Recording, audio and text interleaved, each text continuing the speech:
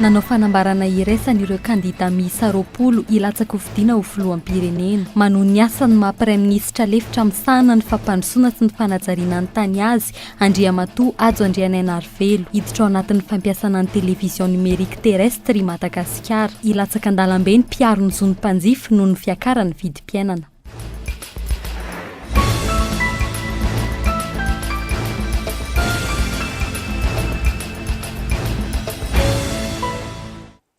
Ankafaliana indray tomboky lasy tomboky vavy ny tsidina ny tokantranonao amin'izao hariva izao manasanao indray ranaraka ny fampalalam-baovao eto amin'ny fahitalavitra Cool TV hatramin'ny farany izay marina moa fa mandeha mivantana amin'ny onjam-peo Cool FM ihany koa. Ny lafim-baovao ara-politika avy hatrany no anomboantsika ity fampalalam-baovao ity.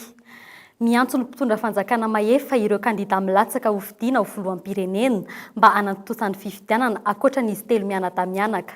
Efa olon-dehibe ny fanometeny ka tsy tokony fanliana ny andraikitra fa rehefa tsy hanao dia miala raha nambaran'izy ireo ihany. Ka dia miangavy ny senita mba hanatanteraka ny daty efa voatondron'izy ireo fa raha toa ka tsy tanteraka izany dia andray fepetra entitra izy ireo amin'ity farany herinandro ity.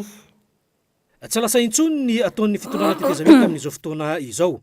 Ary betsaka ireo tsy fanajana ny teny nomena indrindra fa eo amin'ny sehatra ny fifidianana izay tozary memitra lava toandrakandrana no misy ataon'ny fitantanana ny firenena ka natonga ireo fivondronam-be ny ireo mpilatsaka ho vidiana ho filoham-pirenena anao ny fanambarana iraisana. Fanambarana manoloana ny tsy fanarahan-dalàna ny harihary sy ny fiantsina ataon'ny filohan'ny tetezamita.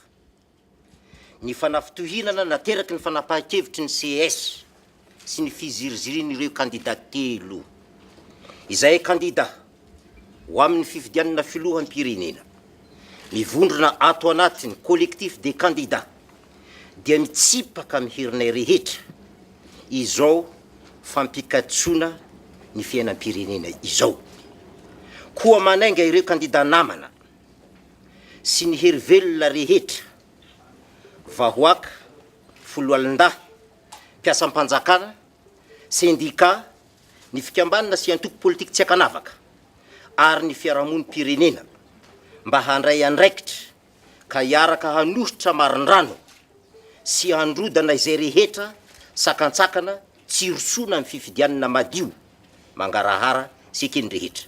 Kandida manao sinoia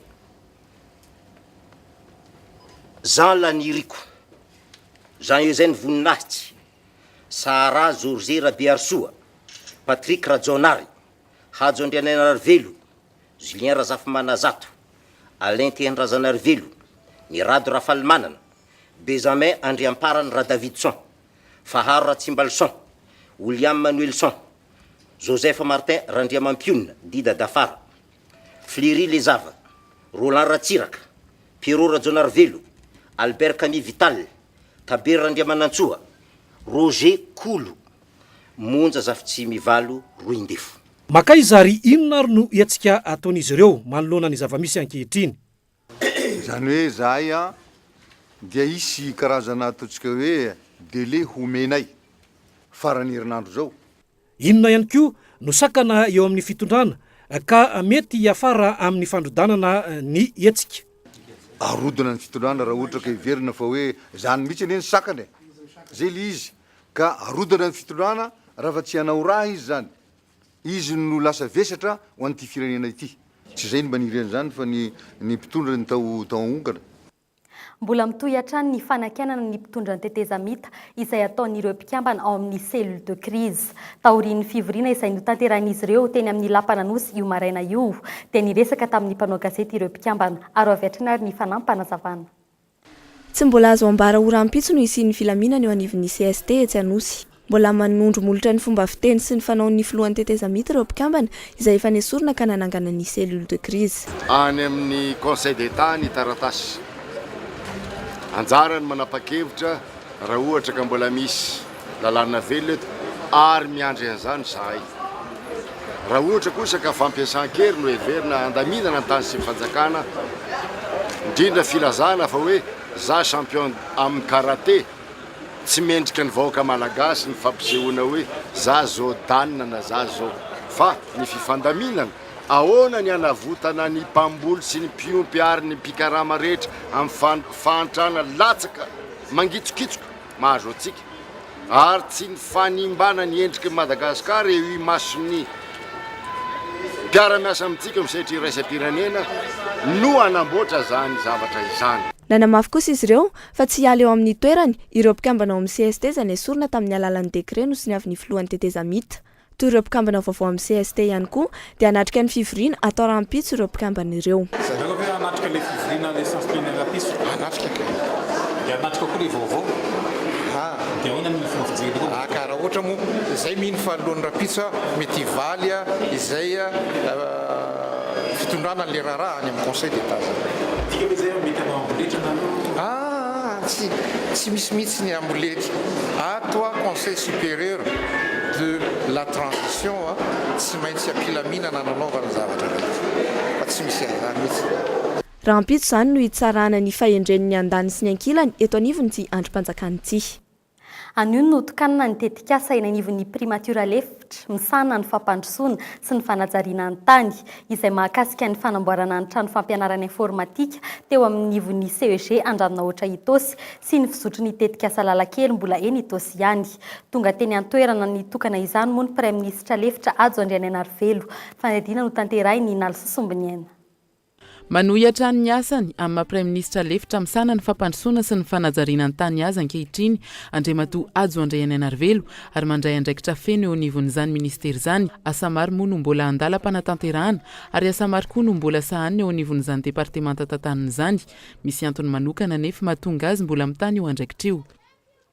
Mbola manohy ny asa satria tsy naken'ny praiminisitra ny fialana ao vice prime ministre aloha raha tsy mazava tsara ny datim-pifidianana ho izy dia izay zany mahatonga anay mbola manohy ny asa aloha zao kanefa tsy nanatrika ny filan-kevitry ny ministre sy ny gouvernement tamin'izay fotoana lasa zay fa tsy mety le sady mpilalao nefa mpitsara ihany koa anatiny eo satria maro ireo lalàna momba ny fifidianana sy ny ovaova tato ato ka tsy tokony anjaranay mpilalao no hiady hevitra amin'izay fitsipy-dalao zay dia izay tsy nanatrehana ny filan-kevitry ny gouvernement sy ny filan-kevitry ministre fa rehefa tsy misy lalàna mikasika ny fifidianana dia vonona ny anatrika. Amin'izay asa sahanin'izay dia vita ankehitriny ny trano fampianarana informatika ho an'ireo ankizy eo anivon'ny CEG Andranonahitra Itosy ka lela vola mitetina 700 tapitrisa ariary no nahavitana ny efitrano vaovao miaraka amin'ireo solosaina miisa 10 sy imprimante roa. Manaraka izany tonga nijery akaiky ny fizotry ny tetikasa lalankely ny Itosy ihany koa ny ekipany primature lefitra ezaka manakaiky ny filan'ny vahoaka trano moa no tanterahana ary nanisy sindrim-peo mahakasika ny mahasarobidin'ny fianarana sy ny fampandrosoan'ireo mpianatra trany Andriamatoa Adzo Andrianenarivelo nandritra ny kabariny. Manomboka amin'ny 17 Jolay 2024 dia ampiasa ny TNT na ny télévision numérique terrestre i Madagasikara araka n'ilay fifanarahana izay nosoniaviny niaraka tamina firenena maro ny 17 Jona 2024. Natao androany tontolo tao amin'ny trano fandraisam-bahiny Carleton tetsy Anosy araka izany ny fanolorana sy fampahafantarana ny mahakasika izany TNT izany. Fandadina hoentin'ny Ilta Asinjo. Fiovana hiatra maneran-tany ny fivadiana amin'ny fahitalavitra analôjika mankany amin'ny numerika. Fiovana izay anatsarany tolotra eo amin'ny tontolon'ny haino aman-jery ary ampiana ny vidin'ny fitrandrahana io sehatra io. Amin'ny lafiny ara-teknika, ahoana no andraisantsika izany? Tonga sy tokantrano zany toy amin'ireny fahitantsika any ivelany ireny ny sary sy ny feo izay manana ny kalitao tsara indrindra ary ankoatran'izany ihany koa dia isy ireo fivoarana amin'ny teknôlôjia vaovao tonga ihany koa ny interactivité tsy misy hoe tika teny malagasy mbola madika azy io ny vidéo on demande sy ny fahatongavany tontolon'ny serasera fifandraisana rehetrarehetra amin'ny alalan'ny télévision isa tokantrano. Ho an'ny mpanjifa kosa ary inona ny zavatra iova? Ny zavatra miandra ny tsirairay ankehitriny amin'izay zavatra dia hoe mandehana amin'ny tena fiovana marina tsika sy ny tena fanovana ary tsy afaka anova itsika raha tsy tsika aloha no tompony izany fanovana izany zany hoe eo amin'ny lafiny fanofanana ohatra amin'ny tontolony any aman-jery ho anareo izay voasahana izany dia misy ny fanofanana satria ankehitriny dia tsy hitovy intsony ny asa tandrifatsika rehetrarehetra zany tsy mitovy ny teo aloha intsony fa teo aloha dia ny mpamokatra ny tontolo ny manjery no sady mpanaparitaka ny zavazany zany hoe sady producteur izy fournisseur de contenu izy no diffuseur rehefa miova zay tontolo ny asa zay dia mahasa vavao anazy dia tsy maintsy manara-penitra itsika zany hoe isy fampanofanana fiofanana ihany koa any tsirairay tandrify an'izany amin'ny lafiny ohatra hoe post production dia misy norme vaovao norme de cotage raha any Madagascar manokana zao ny cotage de flux en MP4 norme de diffusion DVB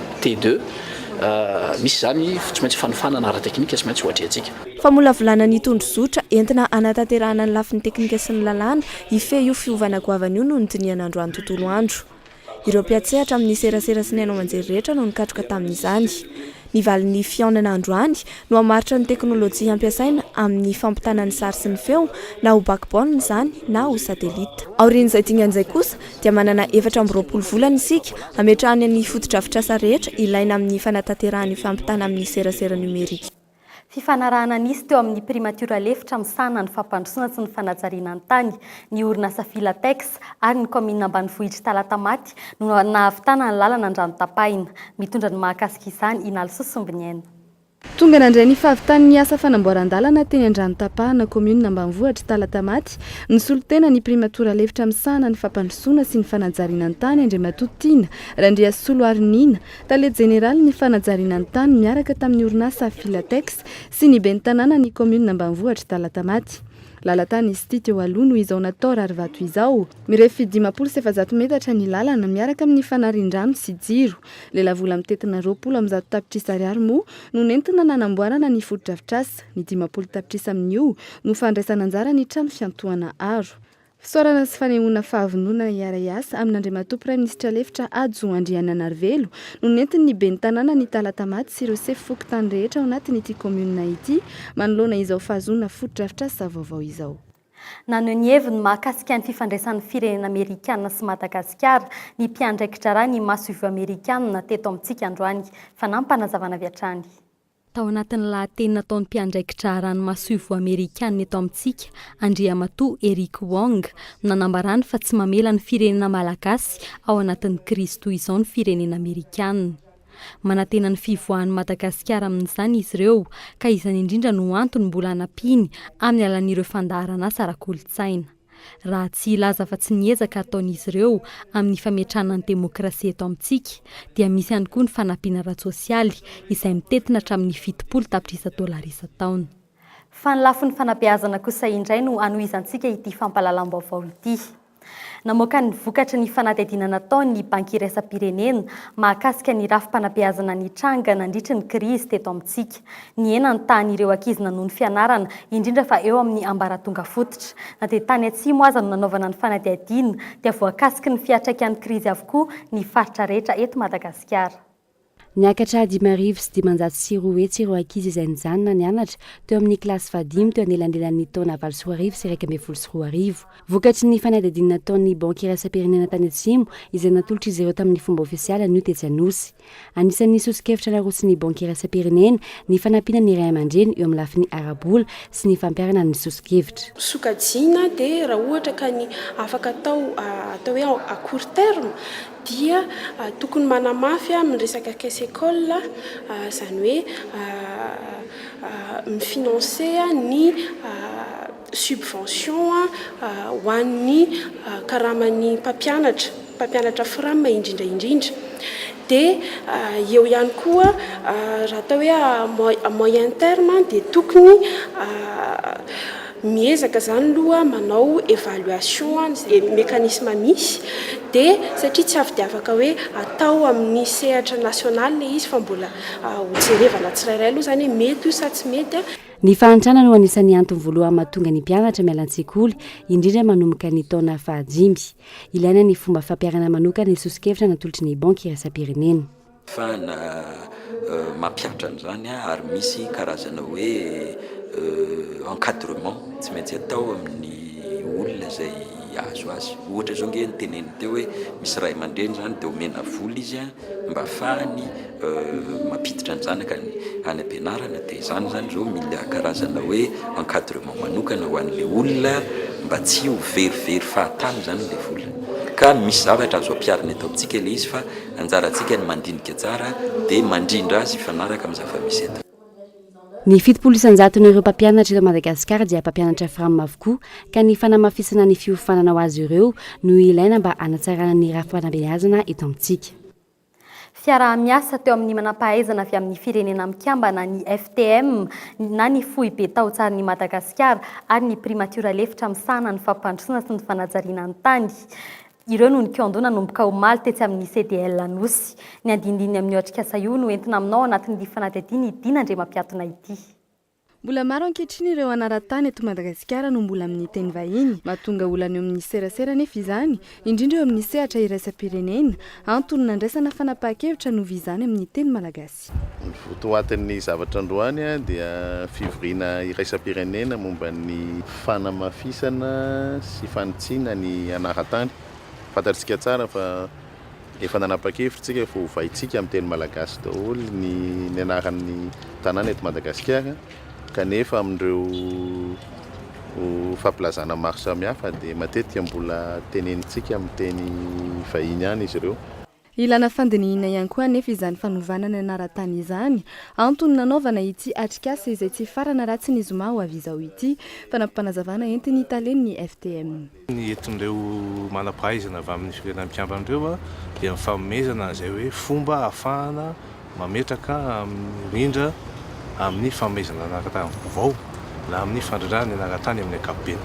Dia izay no jerena zany hoe ahoana fomba hamadihana andreny ka mba tsy mivoatra amin'izay tokony ametrahana izay anarana izay zany le izy, fa mba manaraka an'izay tokony lalana tokony hitondrana n'ilay fanavaozana ny anaran-tany amin'ny fanavaozana ny saritany fototry Madagasikara. Araka ny fantatra moa aorian'ity atrikasa ity dia atao amin'ny teny malagasy avokoa ireo anaran-tany sy tanàna vaovao eto Madagasikara ary isy ny fampahafantaran'izao tontolo izao izany fiovana izany. Fa eo amin'ny lafiny ara-toekarena kosa indray, miantso ny vahoaka ny mpiaro ny zonim-panjifa izay ahitana ny RNBC, vondron'olona miaro ny zonim-panjifa, fikambanana vahoaka madinika miavy tena mba hiaro ny zon'izy ireo fa tao anatin'ny efa-taona ny sintetezamita dia tena nijaly tokoa ny vahoaka malagasy ary dia hidina an-dalambe izy ireo raha pitso amin'ny 7 ora maraina manoloana ny lapa-maitso na Nosy kely. Ny 20 isan-jato ny vahoaka malagasy dia mpanjifa avokoa, efa tsy rariny intsony ny zava-misy ankehitriny hoy ny tompon'andraikitra teny amin'ny zonim-panjifa raha tafaresaka tamin'ny mpanao gazety io maraina io ka nanazavana izy ireo ny hetsika izay ataon'izy ireo ny raha-pitso. Isina amin'izay ny andraikitra fa zarantsika aza horavana io CTCST io satria misy ny adila politika ao dia tongavy tsika raha-pitso eo manoloana an'io CT eo Nosy kely io eo tsika naneho an'izay CST eo Nosy kely io eo tsika naneho azy raha-pitso hoe inona no atao andravana ny androm-panjakana rehetra misy eto amin'ny tany satria efa tsy mandeha amin'ny tokony izy tsony tsy misy fiatretany fiainam-bahoaka.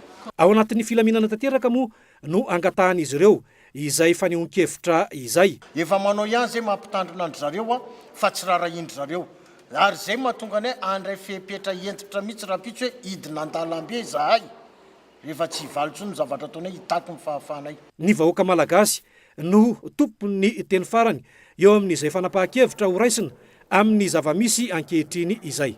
Mbola tsy ampy ny finiavana anana tontolo iainana tsara sy mahafinaritra raha ny eto Madagasikara indrindra fa ny eto an-drenivohitra. Mampiseho fivoarana anaty renivohitra iray anefa ny fisiana kianja sy zaridaina maitso eny anelanelana trano mijoalajoala eny. Ny andindiny mahakasika izay ho entiny Hilda Asinjo. Tokony ara-itombo amin'ny tao-trano goavana ireo sehatra sy toerana maitso eto an-drenivohitra. Porofo ny fandrosoana sy ny fanomezana lanja ny tontolo iainana mantsy ny fisian'izy ireny. Tsy dia hita misongadina ankehitriny hoe misy zany hoe fandanjalanjany ny maitso amin'ny fiarahamonina sy ny fananganana trano amin'ny ankapobeny. Fa io zany miezaka tokony ataon'izay mpitondra tanàna sy mpitondra firenena izay ho avy eo hoe tokony isy ny tokana mihitsy ny hoe tontolo fialamboly misongadina ao mahamaitso azy sy ny tontolo ny hoe toeram-piasana trano be ren'le trano avo be misy etazy ireny fa tsy alefalefa tany fotsiny miaraka amin'izay koa ny fivariana ny rano. misy fiatraikany amin'ny toetran'ny olombelona ihany koa izany. Ny olona tsy ampy tontolo maitso, tsy ampy environnement, tsy équilibré zany ny paysage iainany dia lasa agressif ozy izy ny fitentsika zany hoe kitaitay bombe na lasa maherihery sehatra tsy mampiatra ny tokony ampiariny eo amin'ny maha hoe tontolo iaina anazy. Ohatra fotsiny anankiray, ny olona zatra miaina any anaty ala raha mahita biby ohatra dia manala azy izy dia mamoaka azy eny amin'ny tokony iaina. Fa raha andrenivohitra mahita tanalahy ohatra tarondro ohatra efa tsy pindiny iny, simbasimbainy iny ohatrohatr'izay. Mahita hazo izy manelingely azy dia filany avy hatrany. Nefa fotsiny raha tsy hiteny fotsiny tsika fa ny lalàntsika malagasy raha toa ka mamolaka hazo dia mitovy amin'ny manapaka hazo ihany dia 30 andro ampigadrano izay. Tokony hanao ezaka manokana araka izany eo amin'ny fanatsarana bebe kokoa ny tontolo iainana an-drenivohitra. Fa ireo hetsika kosa indray no hoentsika mamarina ity fampahalalam-baovao ity. Anomboka raha pitso ka tsy hifarina raha tsy amin'ny 13 jona ho avy izao ao amin'ny promo presse etsy amin'ny lapan'ny kolontsaina sy ny fanatanjahantena Mahamasina. Hetsika ahafahan'ireo mpandray anjara miisa 200 izay ahitana ny teknôlôjia vaovao ary indrindra ny ara-malagasy. Teo am-panomanana ireo mpandray anjara sy tompona andraikitry ny hetsika promo presse izay tanterana etsy amin'ny lapan'ny fanatanjahantena Mahamasina manomboka raha pitso. Promo presse izay andiany voalohany amin'ny taona 13 ity manomboka amin'ny 17 volana Jona ka hatramin'ny 17 volana Jona dia ny tena mampiavaka ny promo presse amin'ilay anarana aloha voalohany indrindra hoe promo presse tena promotionnel daholo ny zavatra rehetrarehetra hita ato daholo moa izany na fana ka na zavatra rehetrarehetra manodidina ny tokantrano na akanjo na teknôlôjia vaovao sy sisa dia misy espace enfant ihany koa tena mampiavaka an'ity ohatra fotsiny izao ny trempeau élastique izay hitantsika ato aoriana ato. Efa zatra manjifa ny ara-malagasy ny malagasy raha ny vahiny no fantatra fa liana tamin'izany. Ireo mpanao asa tanana dia manatsara ny vokatra vita malagasy mba hisarihana ny isan'ny mpanjifa amin'ny alalan'ny foara. Ara-malagasy eo ihany fa amin'izao fotoana zany tsika malagasy zany dia efa tena tian'ilay ara-malagasy mihitsy. Tsy ohatran'ny taloha mihitsy fa dia betsaka no vidiny ara-malagasy, betsaka ny tia azy. Rehefa ohatr'izao izy aloha eny tsy dia azo lazaina hoe tena hoe mandeha be fa mba eo ihany mba eo ihany izy zany tsy mitovy amin'ny andavanandro. Aritra 5 andro ity hetsika voalohan'ny FIMA FM ity etsy amin'ny lapan'ny fanatanjahantena Mahamasina. Ny fampiarana ny maso sy ny mahafinaritra kosa indray no tanjon'ny fiara-miasan'ny maso ivo amerikanina, ny ivotoerana amerikanina ary ny cookie shop amin'ity indray mitoraka ity ary avy hatrany ary ny fanadihadiana.